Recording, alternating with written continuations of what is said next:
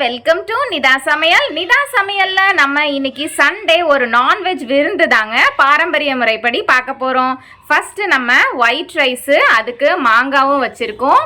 அதோட ஃபஸ்ட்டு குழம்பு நம்ம என்ன பண்ணியிருக்கோம்னா கோலா உருண்டை குழம்பு, மட்டனில் கோலா உருண்டை குழம்பு பண்ணியிருக்கோம். அந்த மாதிரி மட்டன் கோலா உருண்டையை வறுத்தும் வச்சாச்சு.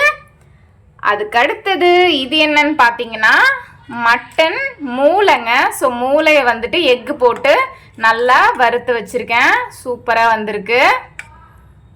அதுக்கடுத்தது நம்ம பாரம்பரிய சாப்பாட்டில் தயிரை மிஸ் பண்ணக்கூடாது.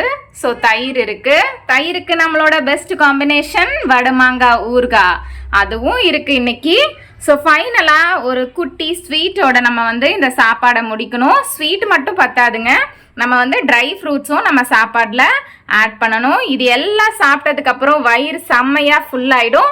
அதுக்காக உங்களுக்கு வெத்தலை பாக்கும் ரெடியாக இருக்குது. இதுதான் நம்ம தீம்டு சண்டே நான்வெஜ் விருந்து. தேங்க்யூ ஃபார் வாட்சிங்.